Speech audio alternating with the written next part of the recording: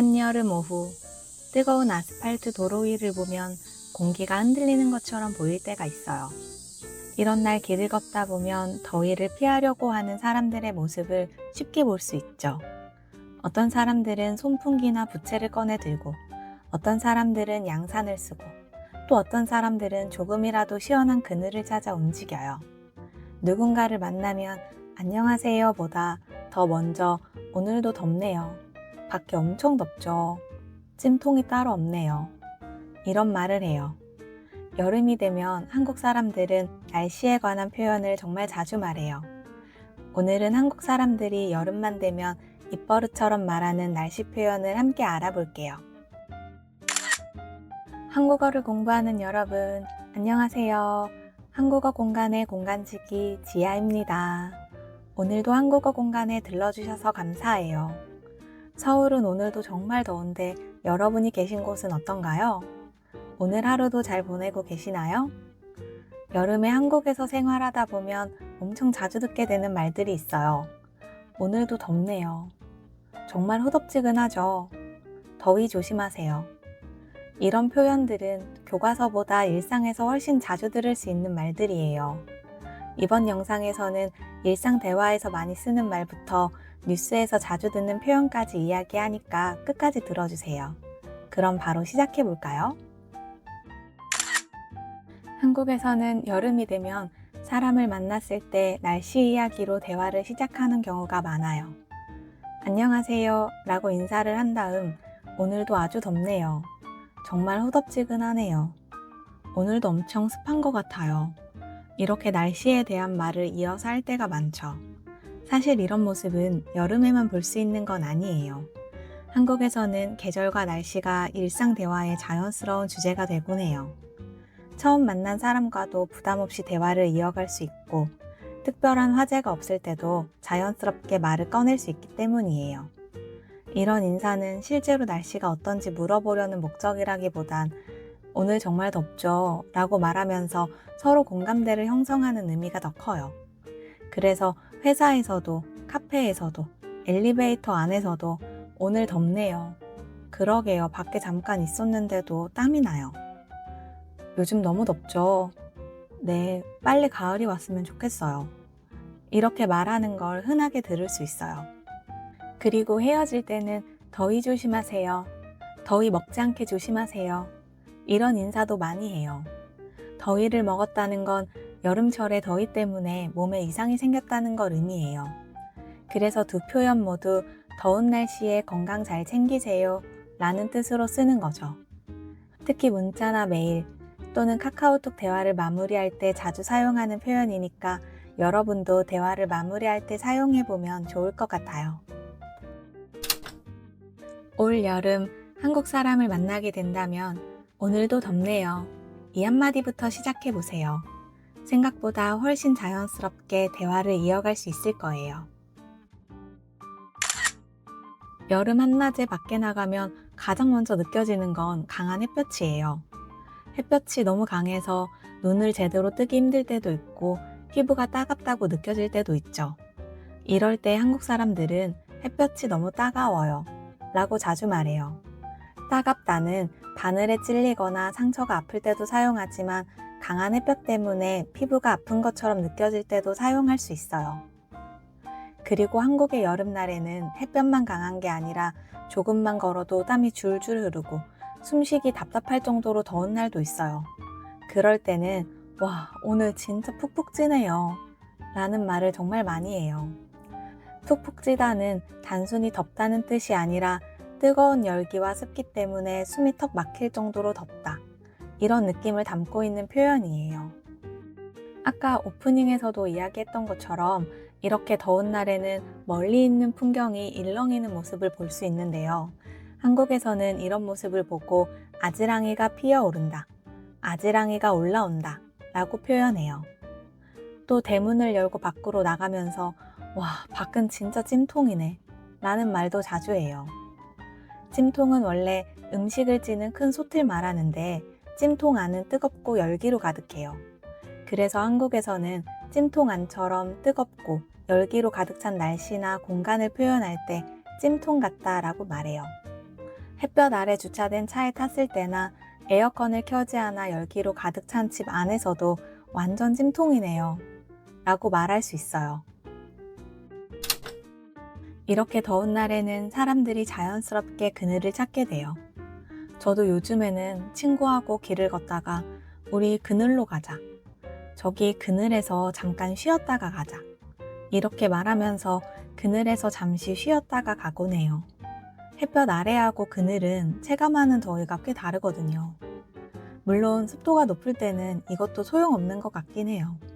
체감 온도가 정말 높은 날에는 덥다라는 말만으로는 부족하게 느껴질 때가 있어요. 그래서 사람들은 조금 과장해서 이렇게 말하기도 해요. 숨이 턱 막혀요. 몸이 녹아내릴 것 같아요. 물론 정말 숨이 막히거나 몸이 녹는다는 뜻은 아니겠죠.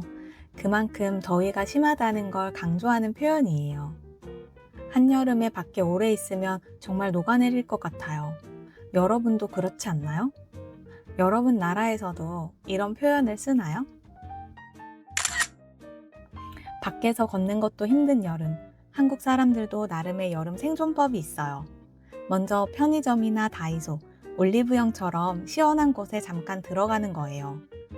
길을 걷다가 너무 더우면 잠깐 편의점에 들어갔다 가자.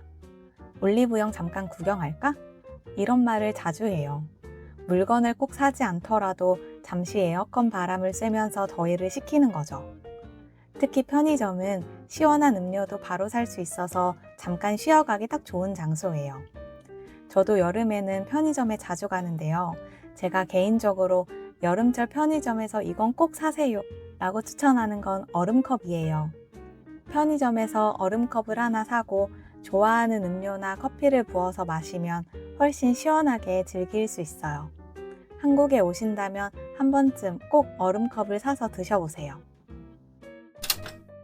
더운 날에는 자연스럽게 시원한 음식을 찾게 돼요. 친구들과 만나면 나 시원한 거 당겨.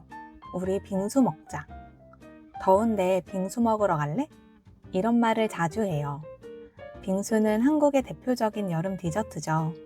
팥빙수부터 망고빙수, 인절미 빙수까지 종류도 되게 다양해요.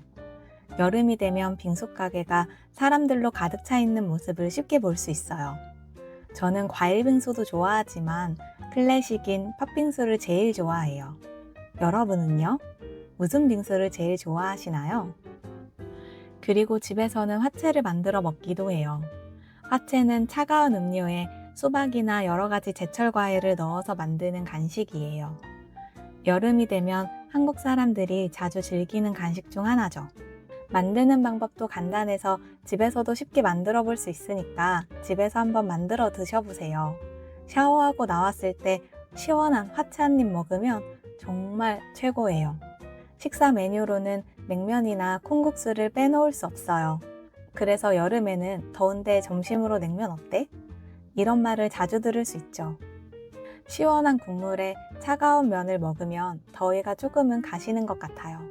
특히 콩국수는 계절 메뉴라 여름이 지나면 파는 곳이 많이 없으니까 여름에 한국에 오신다면 한 번쯤 먹어보는 걸 추천해드려요.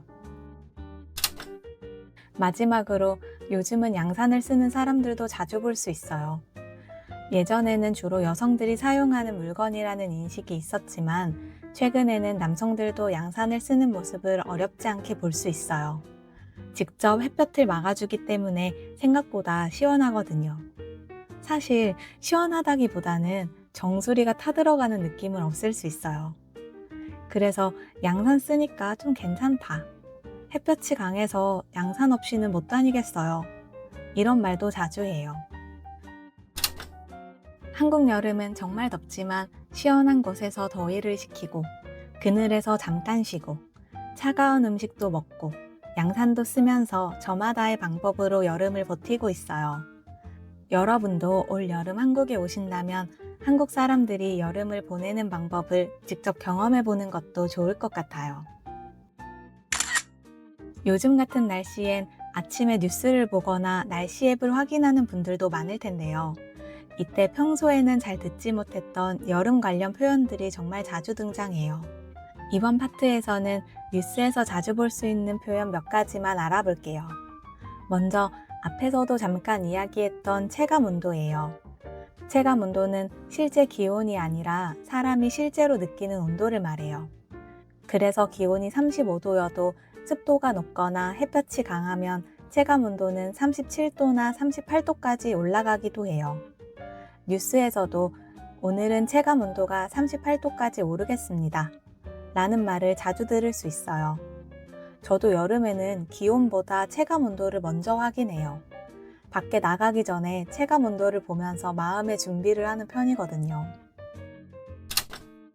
그리고 여름 뉴스에서 많이 듣는 단어 중 하나가 바로 폭염이에요. 폭염은 매우 심한 더위를 말해요. 그래서 뉴스에서는 더위가 심하다는 걸 전할 때 폭염특보가 발효되었습니다. 폭염이 계속 이어지고 있습니다. 같은 표현을 자주 사용해요. 덥고 습한 날에는 땀이 나서 몸이 끈적거리고 괜히 불쾌하게 느껴지는 날도 있어요. 아무 이유 없이 짜증도 나고요. 이럴 때 뉴스에서는 오늘은 불쾌지수가 높겠습니다 라는 표현을 사용해요. 불쾌지수는 기온과 습도를 바탕으로 사람이 느끼는 불쾌한 정도를 나타내는 말이에요. 그래서 덥고 습한 날에는 오늘은 불쾌지수가 좀 높은 것 같아요 라고 말하기도 해요. 하지만 친구들과 이야기할 때는 불쾌지수라는 단어보다 오늘 왜 이렇게 습해? 오늘따라 좀 짜증난다. 몸이 너무 끈적거려. 이렇게 말하는 경우가 더 많은 것 같아요. 여기에서 끈적거리다는 땀 때문에 피부가 달라붙는 걸 말해요. 조금만 걸어도 온몸이 끈적거려요. 땀이 나서 너무 끈적거려요. 처럼 사용할 수 있어요. 그리고 한국 사람들이 여름에 자주 사용하는 표현이 하나 더 있어요. 바로 후덥지근하다예요. 조금 생소한 단어지만 알아두시면 좋아요. 덥기만 한 게 아니라 공기가 무겁고 습해서 답답하게 느껴질 때 사용하는 표현이라 여름이 되면 정말 자주 듣거든요. 문을 열었는데 뜨거운 공기와 습기가 한꺼번에 느껴진다면 오늘 정말 후덥지근하네요 라고 말할 수 있어요. 비슷한 표현으로 꿉꿉하다도 있어요. 두 단어는 조금 비슷해서 헷갈릴 수 있는데요.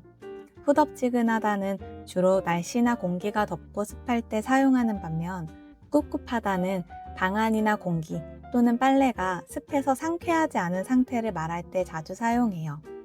예를 들어 비가 와서 방 안이 좀 꿉꿉하네요.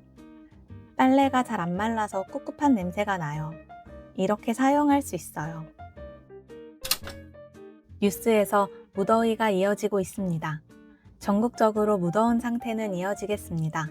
같은 표현도 자주 들을 수 있어요. 여기에서 무덥다는 단순히 기온만 높은 게 아니라 습도까지 높아서 찌는 것처럼 답답한 날씨를 말할 때 사용하는 표현이에요.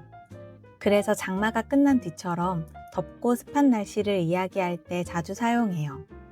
일상에서는 오늘 진짜 덥다 라고 말하는 경우가 더 많지만 뉴스나 일기예보에서는 무덥다, 무더위 라는 표현도 자주 사용해요. 이와 비슷하게 뉴스나 기사 제목에서 자주 볼 수 있는 표현도 있어요. 불볕더위, 찜통더위 이런 표현이에요. 불볕더위는 햇볕이 강하게 내리쬐는 더위를 말하고 찜통더위는 찜통 안에 있는 것처럼 덥고 습해서 답답한 더위를 말해요. 찜통더위는 무더위하고 비슷한 느낌이죠. 뭔가 한꺼번에 많은 단어를 알려드린 느낌인데 너무 많았나요? 그래도 한국 여름철에 뉴스에서 자주 들을 수 있는 표현이니까 한 번쯤 익혀두시면 좋을 것 같아서 말씀드렸어요. 오늘 다 외우려고 하지 않으셔도 괜찮아요. 여름이 되면 계속 듣게 되는 표현이니까 자연스럽게 익숙해질 거예요. 여름에 자주 하는 말과 여름을 보내는 방법에 대해 함께 이야기해봤어요. 사람을 만나면 오늘도 덥네요. 많이 덥죠? 처럼 날씨 이야기로 자연스럽게 인사를 시작하기도 하고 밖에서는 푹푹 찌네요. 햇볕이 너무 따가워요. 그늘로 가요. 완전 찜통이네요. 처럼 더위를 표현하는 말도 자주 사용해요. 또 더운 날에는 편의점에서 잠시 쉬거나 빙수나 냉면 같은 시원한 음식을 먹으면서 나름의 방법으로 여름을 보내기도 하죠. 또 여름 뉴스에서는 폭염, 체감온도, 불쾌지수 같은 표현을 자주 듣고 일상에서는 후덥지근하다, 꿉꿉하다, 끈적거리다처럼 여름 날씨를 더 생생하게 표현하는 말도 자주 사용해요. 이런 표현을 알고 있으면 여름철 뉴스를 이해하는 데도 도움이 되고 한국 사람들과 여름 날씨에 관해 이야기할 때 도움이 될 거예요. 오늘 영상 어떠셨나요? 오늘 배운 표현 중에서 가장 기억에 남는 표현이 있었나요? 여러분이 사는 곳의 여름은 어떤가요? 덥고 습한 편인가요? 아니면 건조하고 뜨거운 편인가요? 여러분 나라에서도 여름에 자주 쓰는 표현이나 인사말이 있다면 댓글로 알려주세요. 오늘 준비한 이야기는 여기까지입니다. 오늘도 함께 해주셔서 감사해요. 자연스러운 한국어, 그리고 한국인의 생각. 한국어 공간의 공간지기 지아였습니다. 다음에 또 들러주세요. 안녕!